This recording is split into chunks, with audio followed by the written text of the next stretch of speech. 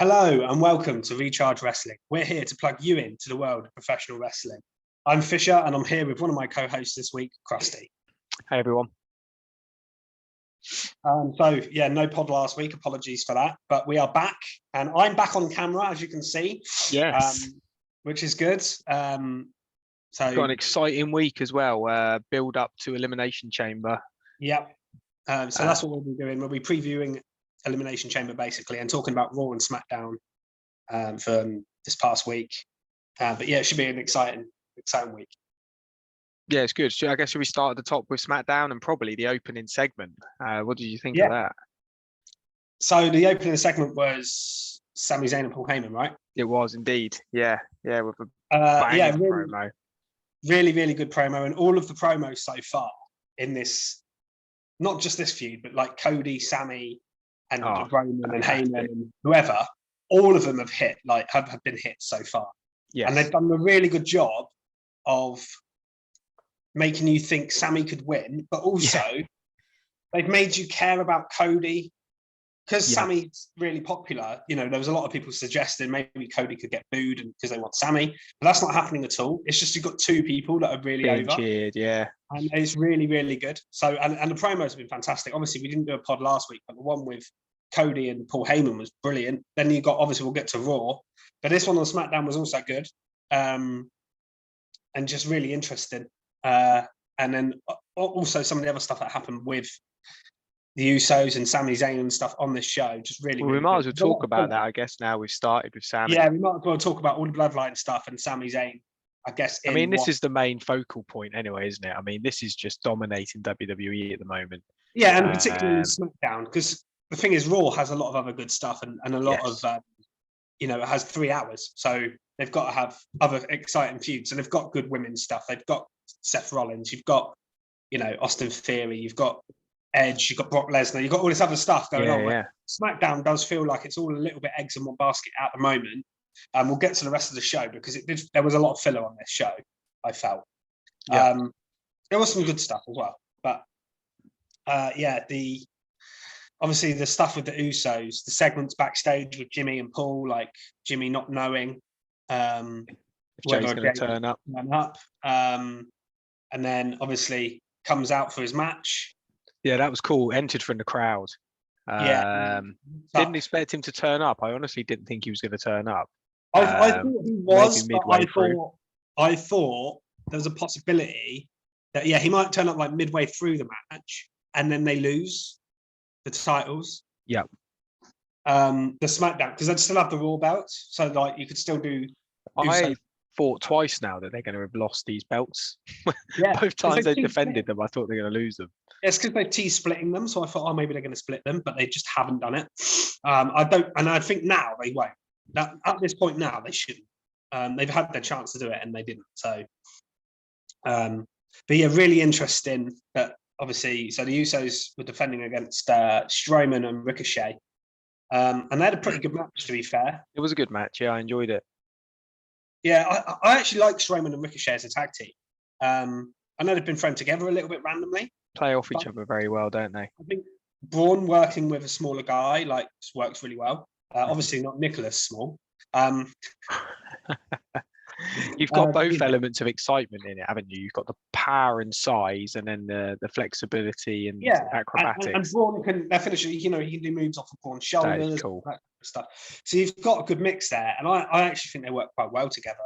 And I think Strowman has actually been one of the better returns. I know I've said this before, but genuinely, I think he's done. He's having some good matches, which is rare. Yeah, I'm really enjoying him, to be honest. Yeah. Yeah, I think the matches here. This match here was good. Obviously, the Usos are great tag teams. It's hard not to have a great match. Yeah. But obviously, in the end, they won. The Usos won with Jay hitting a splash. This was quite a cool segment, actually. Yes. I'm trying to remember what exactly happened. I think Ricochet went for a splash. Yeah, Ricochet did a shooting star press onto Jimmy. That's it. And then off the back of that, as he was getting up, Jay kind of out of nowhere. So Jay as well wins the match for the Usos, which I think was the crucial bit of booking here. Because he showed up and won it for his team. So that was all great as well. And then we got some more stuff on the show to do with the Bloodline 2, which we had Sami Zayn and Jey Uso. Yeah, this was very interesting. In the secret, in like this backstage outside area somewhere. And Sami was like, I acknowledge you, Jey Uso. Yeah, that was very interesting. A little secret fist bump. So it's interesting. We'll get to the Reigns Sami Zayn match and what we're not going to predict it, but we'll talk about possible outcomes maybe in a minute. But this made it very interesting to set up for the pay-per-view, I felt. Again, it makes it really interesting if Jay's going to side with Sami. Yeah, because implying at the moment, it's implying that he will, but I don't think he will in the end, obviously. But, who knows what's going to happen. They could find a way where he does still. Well, let's talk about a couple of bits around that then. So, I mean, you've also got the element of, well, at the end of this, on SmackDown, you had Paul basically say to Jimmy, things are seen on like TV. Yes. Maybe it seems. So obviously that's teasing maybe a Uso split as well. So Paul was there basically suggesting that he knew that what Sami and Jay did because he's obviously seen it back on the TV, whereas Jimmy hadn't seen that yet, which is interesting. And obviously he told him to stay home. And there's a reason for that because obviously Jimmy Uso can't go to Canada because of his DUIs. I've read that they possibly are cleared to go. Yeah, I've heard different things regarding that, and I have a feeling Jay can, but Jimmy can't. Mm-hmm. And if that's the case, you can still do an angle with Jay anyway. Yeah, because you can do Jay, you could do Roman and Solo beating down Sami. Jay comes down. You think he's going to save Sami, but he joins in. Then Kevin Owens comes in. It's going to be something like that, isn't it? Yeah. It's just they're just doing a brilliant job, as you say, of making us believe Sami could win and what could happen. That raised even further with the promo on Raw, which we'll get to when we talk about that. But yeah, this whole stuff throughout the show with the Bloodline and Sami, everything they did here was brilliant as usual. No complaints whatsoever about that. Really, really good stuff. And I guess generally, the rest of SmackDown, as you even mentioned, was kind of filler, wasn't it? Yeah, I was a little bit disappointed with the rest of the show last week. There was a couple of good bits, and obviously we got an Intercontinental title match set up in the main event. Yes, which, that was a bit random, though, wasn't it? Filler necessarily, but it was a bit random the way out of nowhere in the result. Yeah, so Madcap Moss. I have no idea who was going to win this, by the way. When we had Karrion Kross, Madcap Moss, Moss and Cross, Rey Mysterio, and Santos Escobar. And the match was okay. Wasn't anything brilliant. The match was quite good. I loved the stare down between sort of the bit between Escobar and Rey because they've not faced yet, and this is kind of like the Lucha Libre, younger, the new Lucha star and the old Lucha star. And I'm surprised they haven't done more with them. I think they got to down the line. And in fact, they did a great segment, but it wasn't shown on TV after SmackDown, where they gave each other a mask and they were talking about the specs and stuff they have for each other. It was great, but they didn't show it on TV. So I'd like to see more with those two. But yeah, Madcap Moss getting the win. I mean, it's a filler opponent for Gunther, isn't it? Just for Gunther to destroy someone who looks pretty beastie, I think. Yeah, I guess it gives Madcap a little bit of a spotlight because he's been off TV a lot. He's done recently. Nothing, has he, since Emma came? It's like Emma's come and ruined him. Yeah, and I just feel like pairing them together hasn't helped either of them really. No, not at all. Very odd. Emma wasn't really wrestling much. She's just kind of by Moss's side, and Moss isn't doing anything of note either. So Emma seems a bit of a waste of a signing. I think I get the signing because she's very experienced. Yeah, she's very good, but they don't use her. That's the thing. Yeah, so I understood why they brought her back, and then she had a great first match. I remember with Ronda. Yeah, it was very good. Yeah, she's great in ring. They just need to put her in the ring. Yeah, but they've not done enough with her. And Madcap, like I say, maybe they're bringing each other down slightly. And they've not really got a character, have they? They're just kind of this couple that are there. And I don't think that helps them either. No, nothing's really happening. Raw may be able to give them more time, but SmackDown, it's just not long enough to give them any time on screen, and people don't care enough, do they? Talk about that when we get to Raw, but there's certain people that can go over to Raw and they start getting TV acts and they start getting feuds. And there's one in particular I'll talk about when we get to. But yeah, that was interesting. I never felt like Mysterio or Karrion Kross were going to win because they're feuding with each other. So you kind of feel like either of them were probably going to win. I thought Escobar might, just as, you know, that would have been a cool opponent for Gunther. Depends if they want to see him get squashed. Yeah. this early on. I mean, in terms of the rest of the show, I mean, there's a few things, but not too sure if they're worth mentioning. We had Drew and Sheamus face off against Hit Row. They won, and then they got challenged by the Viking Raiders to another match, which should be a banger, to be fair. I've got to say, by the way, talking of bringing back signings, they did squash Hit Row here, and Hit Row seemed to be very down the pecking order. Yeah. The fact that they beat them this easily. I know, obviously, Drew and Sheamus were a top act. Yeah. Yeah, they really did squash them. We had Lacey Evans had a squash match. That was filler, complete filler that didn't need to be on the show, in my opinion. Raquel and Liv versus Chelsea Green and Sonya Deville. Yeah, so Chelsea Green was a weird one because she's on Raw, obviously, but she came to SmackDown here to complain. Following Adam Pearce around. Yeah, I actually really like her character. I think she's playing it really well. It was just a bit random here, and then obviously her and Deville kind of reluctantly team up and got beat by Liv and Raquel. And they're both in the Elimination Chamber, so they, you know. I must say, I can't wait for Raquel to turn. I hate this character. Yeah, Raquel needs just nothing to it. All she does is smiles. She was so much better when she was a heel in NXT.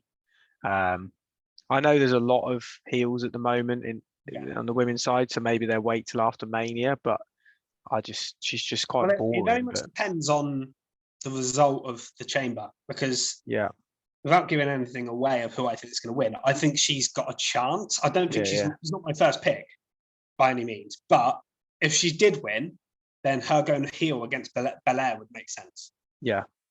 Whereas if she doesn't win, then I think you keep her as a face going into Mania. Maybe, I don't know what you do with her, but she'll win a women's battle royal or something. I could see that potentially. But yeah, that was all kind of filler, wasn't it, really? But at least we did get more women's matches and segments. Yeah, that is good. Yeah, I suppose we need to build into Elimination Chamber, and there may be more of that this week. Because we also got Ronda Rousey returning on this as well. That was which I was interested that she actually came back. We wasn't sure, was we? Yeah. Well, I do think Ronda and Shayna are going to go for the tag titles. I think that's going to happen. Yeah. To be honest, that's probably a good place to put them. I think it's a perfect place for them. There's not enough good tag teams. I think it's a shame they didn't pull that earlier, though, because I'd have liked to have seen them face off. Maybe we get that at SummerSlam. Yeah, maybe. I mean, they've got a match this Friday. Obviously, they took out Natalya here, and then Shotzi came to save us. So they've randomly thrown Natalya and Shotzi together. Obviously, they need to get Natty ready. Yeah, they want a face, don't they? And obviously, the show on Friday's in Montreal as well, so they want her on the show. Surely they're going to get one over Ronda and. Why is Natty going into the Chamber on a loss? She'll probably get a roll up on Shayna Baszler. How many times has Shayna Baszler lost by roll up? Yeah, that probably happened. It happens all the time. It's annoying. It won't be Ronda. If they do lose, it won't be Ronda taking the pin, will it? But that was about it, really, from SmackDown. It was a decent show, but mainly carried by the Bloodline stuff. Yeah. The rest of it was kind of filler. The Intercontinental title match was good, but Madcap Moss winning is a little bit strange. But I'm not going to be too down on it because it's not a feud. It's just a one-off match that's happening this week. Yeah, exactly. If they were dragging this out for weeks, I'd be like, what are they doing? You know, because why are you having Gunther this close to Mania feuding with Madcap Moss?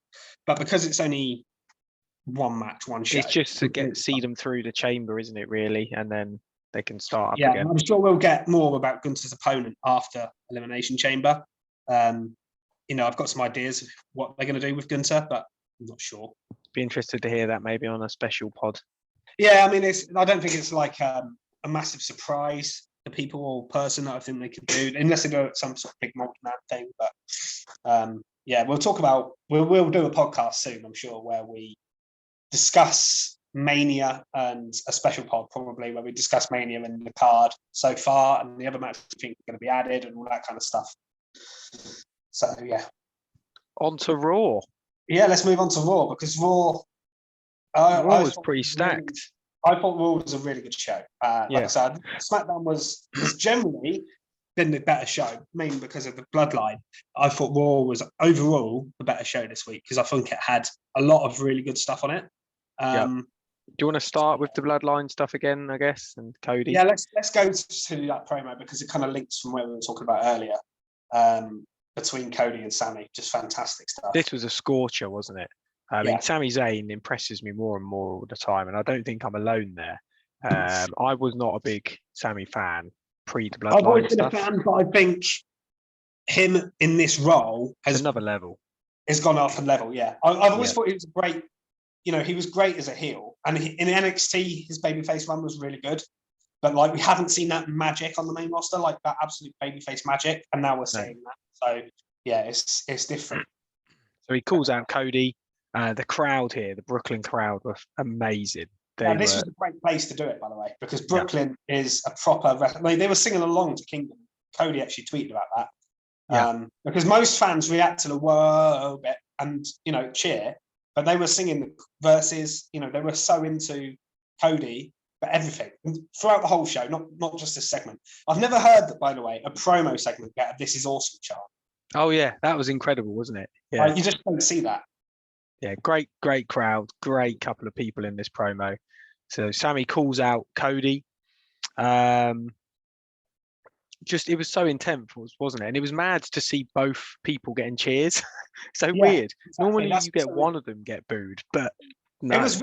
I tell you what, and I've seen a lot of people say this. It was a ballsy move to put this. It was, because they could have easily turned on Cody here, but they didn't. They didn't, and I think Cody's talk since the Royal Rumble has just been so good. Yeah, he is the guy. That's the thing. People were moaning because he's been pushed hard. But he is the guy. He is the right guy. He's so good. And that's why I don't think people are turning on him, because they're realising, hang on, no, he deserves this. I love the way he talks as well, because he plays on his lineage, but doesn't use that as the one and only thing. And he's not it's not pretend. It all feels very real. And I really like that. He's not just dwelling on it. He's using it as a drive, and he's saying, "I'm going to be you, whatever." And I just enjoy the way he talks. And these two together was just such good chemistry.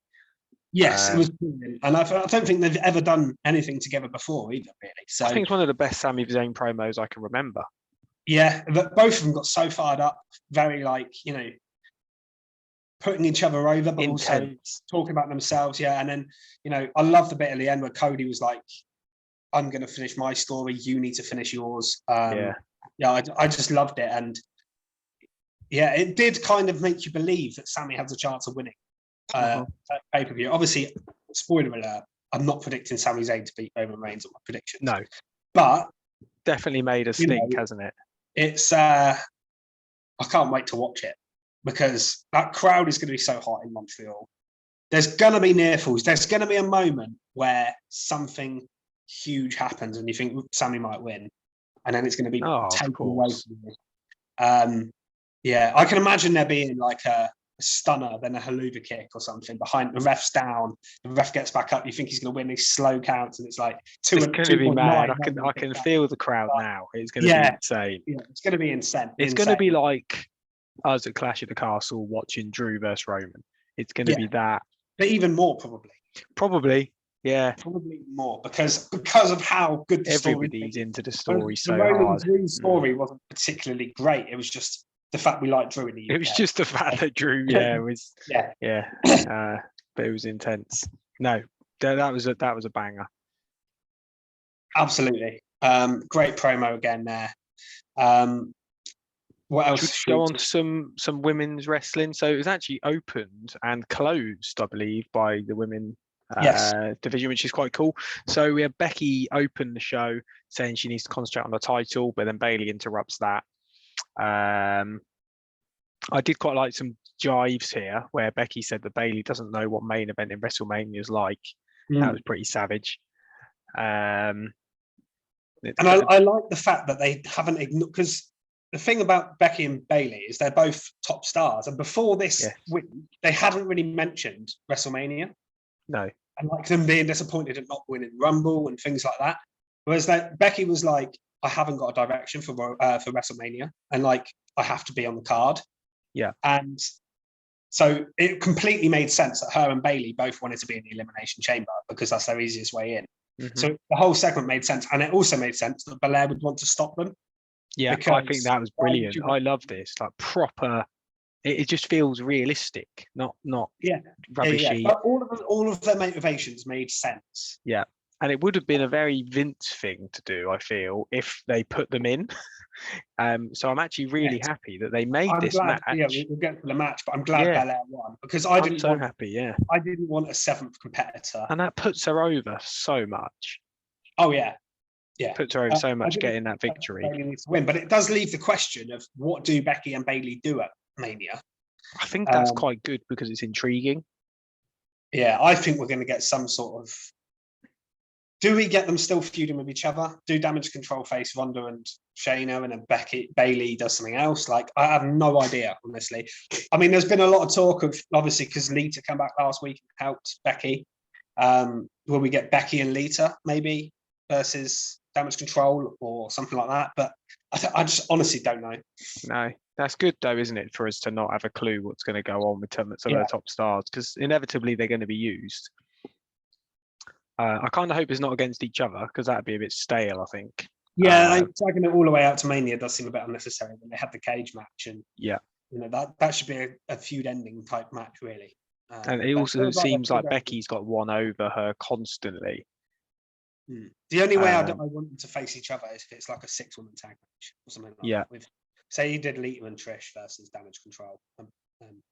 Yeah. You never know, though. They could do something a bit screwy, and the winner of the chamber goes in, but they make it a fatal 4-way at Mania. They could do something like that. It wouldn't be surprising with it. But we'll see. But that was great to see them ending the show. It was a really good match, actually. Damage Control obviously got involved. Belair throwing Io Sky out to the outside was mad, showing her power as usual. We haven't seen too much of that from Belair lately. I feel so that was good sort of as a reminder. And I love the ending to this where Becky hit a manhandle slam and then Belair KO'd Becky onto Bailey and then managed to pin Bailey. So Bailey getting wrecked, really. Really enjoyable. And like I say, this was a smart main event. I thought it was pretty good. And I'm glad Bianca won, so that we get the Elimination Chamber. We might as well talk about the rest of the 6 women in this Elimination Chamber because it kind of leads on from that. We had Asuka, Carmella, and Nikki Cross versus the SmackDown ladies of Raquel, Liv. Now they've done. I've always been critical of these tags right before a pay-per-view where they just throw. I would say normally it's heels versus face, but actually it's just Raw versus SmackDown. Yeah. I kind of hope now they've done it, they make alliances in the chamber of Raw and SmackDown. Yeah, they could do. I hope they do, because otherwise it just seems completely pointless that they've thrown these together. The way this match went would suggest they're not going to do that because Asuka just killed everyone, including their own teammates. Yeah. So, that does make me doubt because I mean I was sort of swaying towards Asuka winning this chamber, but I was as well, and I still am, but it's made me doubt it. I suppose we got another SmackDown to see what happens, but then Triple H doesn't go down the normal method of. No, he might just be booking Asuka really strong because he has. I mean, look at Cody, the most obvious win ever. Yeah, exactly, and it's not like he hasn't booked Asuka strong before. I mean, her NXT run where she was undefeated for like a billion years. So yeah, I like the booking of this match in the way it was done. I like the fact that Asuka just didn't give a shit and beat up Carmella. She beat up Nikki. She beat up everybody, and then tapped Liv out with a really savage-looking submission. I was a bit miffed that it was Liv tapped. Yeah, but I guess it doesn't matter too much. And maybe Liv's going to get. Hopefully, Liv gets a good showing in the Elimination Chamber at least. I want her to at least get a good showing. I think she will. She did in the Rumble, didn't she? Yeah. Carry on that sort of workhorse, strong competitor. You know, maybe she gets an elimination or 2 in the match, but I don't think she'll win. No, she's a shame, really. But so someone who didn't get a very good showing. I don't really know what happened here. I don't know if it was on purpose, but. Corbin went to do an interview right before Sami Zayn, then got cut off. Do we think that was on purpose? Yeah, 100%. Because They're because of kind what of he's. they're basically because JBL basically said that people want to turn the channel when he's on TV and he's not important. They were playing on that. I see. Well, something important's happening in the ring. Sami Zayn's a lot more important than you. And obviously it led to the thing with Cody later on. Yeah, which is pretty cool. So yeah, Cody basically insulted Cody's family, and Cody was behind him. Luckily enough. And then Cody just starts beating him up and asks him for a match while in his suit, and Cody just destroys him. Poor old Corbin though. Corbin's just getting wrecked. I think this is going somewhere, and I hope it's going somewhere because Corbin has some, is good, and he shouldn't just be completely buried. But I do think this is leading to either Lone Wolf style Baron Corbin coming back, or the broke Corbin. That was very popular, and they rushed through that a bit, didn't they? Yeah, they did. They did rush through it. I'd like to see him kind of go down that route again. Yeah. Or Lone Wolf. Eventually transitioning into the Lone Wolf. I'd love him to be the Lone Wolf again because they've ruined him. Honestly, if they'd have allowed him to cash in successfully, I think we'd have seen a completely different Baron Corbin. Yeah, maybe we would. And it was a bit like the Austin Theory Money in Background, where it was a little bit too much too soon. And I think they rushed it and ruined it. Luckily with Theory, they turned it around very quickly. Yeah. And gave him a different character, they put the US title on him and all that. Whereas with Corbin, it kind of just, they kept him the same and didn't do anything with it for ages. Yeah. And then people just got bored. And then they did the Constable Corbin thing, which was really, terrible. He was on TV way too much then. He was on the screen like every 5 minutes, and people got very bored of him. But yeah, great again for Cody though. Good to actually see him get a win, like an actual bit of. It wasn't a long match, but just having him on a one-on-one match was good. So he's going to be doing some wrestling. Looks like before Mania. Interestingly, I saw he's going to be working house shows as well. Apparently he's going to be doing some 6-man tagging with the Good Brothers. That's pretty cool. Yeah, random but cool. Obviously, all former Bullet Club guys, but I mean the Good Brothers haven't been on TV since AJ got injured hardly. But at least that gives them something to do. Yeah, definitely. Yeah, you can protect Cody a bit because he can come in, do a crossroads, not take too many bumps. Yeah, Carl Anderson can just take all the bumps, and he can come in and win it for him. What else did we have on this show? So we had Piper Niven. Yes, destroying Mia Yim, Mishin. Interestingly, how easy she beat her here. It's interesting to see what they do with Piper because they brought her back. They feel like it's strong on her. Again, there's only so many spots at Mania. You feel like there's only 3 or 4 women's matches on the card, right?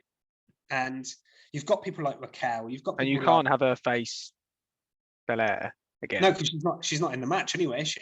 No, but I don't know what they're gonna do. I keep forgetting the chamber, it's but interesting to see what they do with some of these women because they've all feuded before as well, really.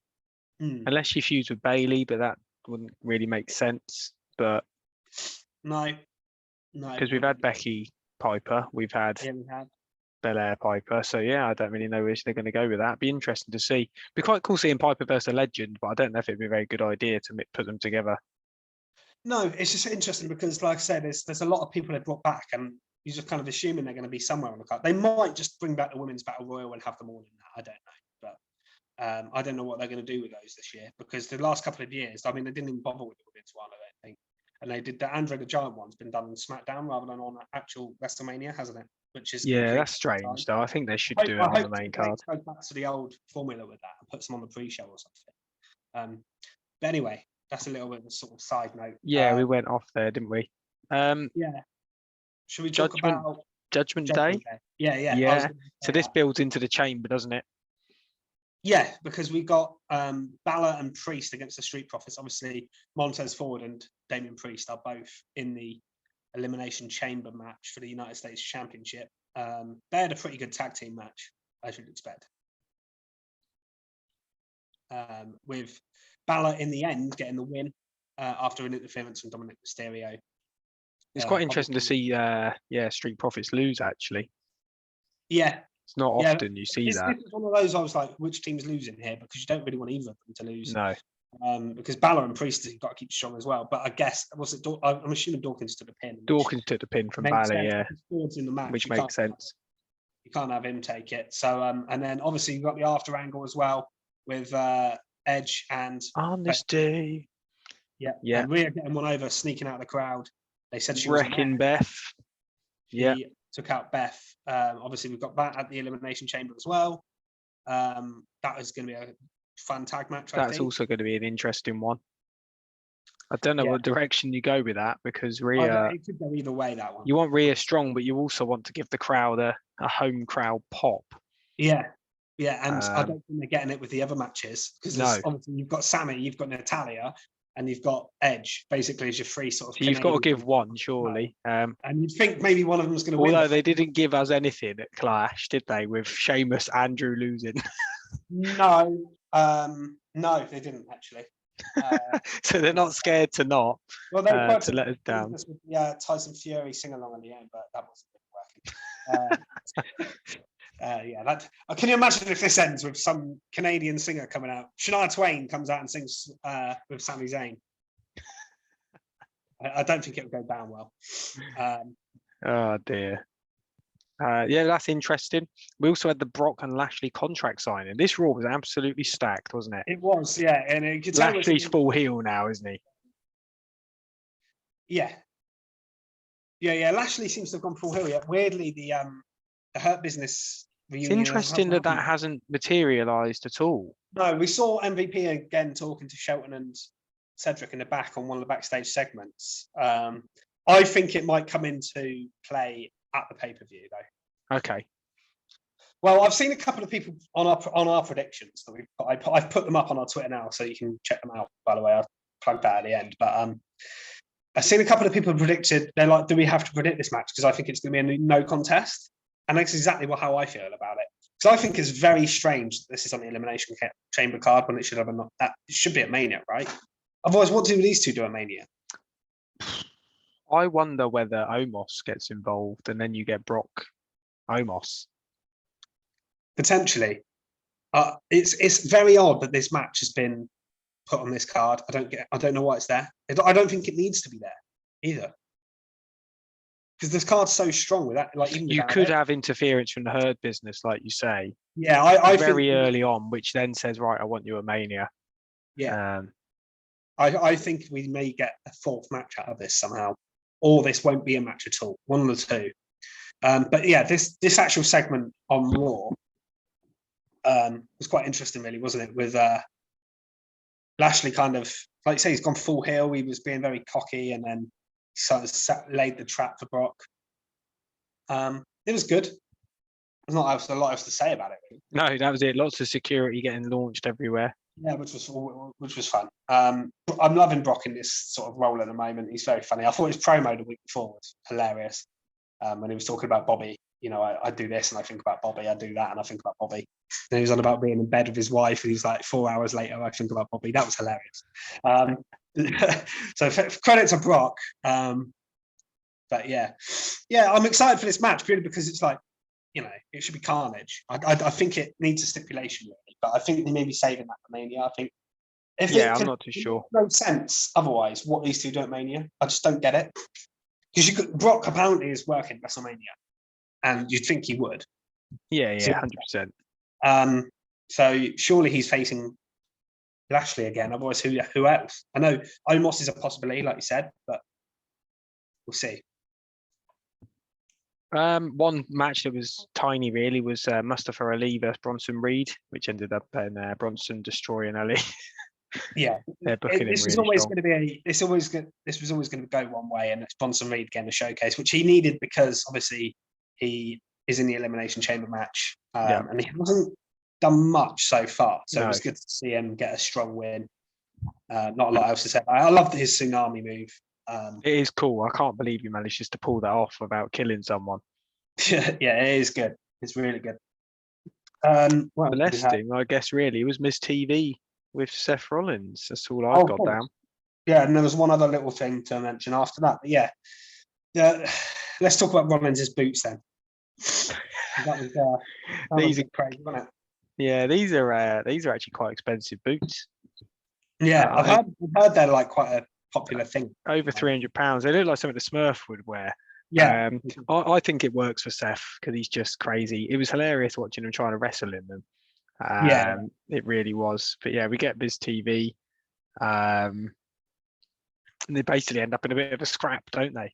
As Biz TV inevitably does. But the promos were good from both guys. It was a bit of fun. And then Austin Theory obviously got involved as well. This was all right. It's basically setting up more stuff for Elimination Chamber. But what the main thing about it was mainly about Logan Paul, wasn't it? Miz was asking loads of questions about Logan. So we're definitely getting Seth v Logan Paul. I can't see a match for Seth at Mania now. I think Logan Paul will be there on Saturday. Yeah. Because I think that's the way you get Seth out of the match. Yeah. Because otherwise he needs to win, really, doesn't he? Yeah. Otherwise, like, what do you do? Because you can't just have him like first out eliminated by Bronson Reed. No. Such a waste of Seth Rollins. So, yeah, you've got to have, I think, Logan Paul be there on Saturday. I think that's the only way to go with this. Defo. And then one other little thing I was going to mention was Maximum Male Models, which was the act I was going to talk about. Oh, of course. Moving SmackDown to Raw, because they've moved to Raw. Now they're getting TV time because they weren't getting any on SmackDown. And I'm kind of enjoying their little comedy feud with Alpha Academy. Yeah, interesting where they go with this. She called him OTs, which could be his new name. Yeah. I liked it when it zoomed in on him and he just said OTs and like he had like crap all in his beard where he'd been eating. Yeah, and then they gave him the business card. I think him and Maximum Male Models could be really funny. It'd be funny, yeah. They can just have Gable and Otis versus them two and just beat them up. Like, I think this could be a split of Alpha Academy. It could be, and I wouldn't be against that because Chad Gable's singles push is long overdue. I'd like him to have a singles push, maybe get a mid-card title.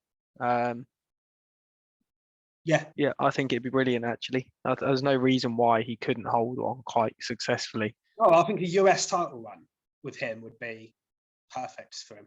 Yeah. Honestly. He could just be like, yeah, this is, it's a wrestling bout now. I'm just going to have... He's just so similar to like Kurt Angle. Yeah. In the wrestling style, comedy. I really think they should go down that route with him.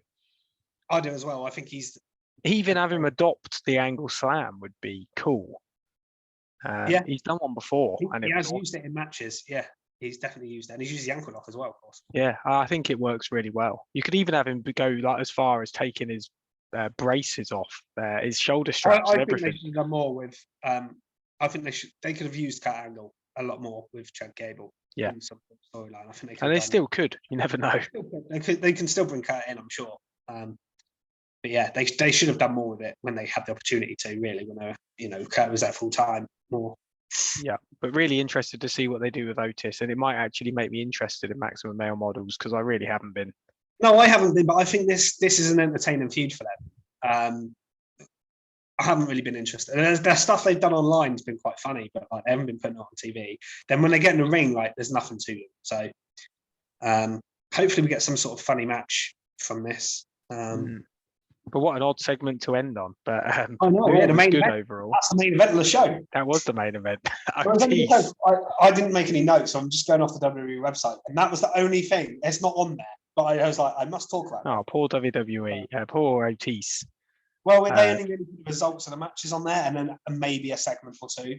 Because on the WWE website on the Raw thing, there's nothing about Bobby and Brock either. Oh, strange. Very strange. Well, I couldn't find anything. There probably is somewhere, but I couldn't find it on that section under the Raw review bits. So, yeah. But, yeah, I suppose it's time to talk about predictions and then do the outro. Yeah, predictions. So, obviously, this weekend is Elimination Chamber, and Fisher's kindly put the predictions up for this weekend on our Twitter, which you can find at Recharge Wrestle, at Recharge Wrestle. Join in if you've never predicted with us before. Please go have a look and predict. It's just a bit of fun, but if you do well and win the competition, you could have a WWE t-shirt of your choice at the end of the year.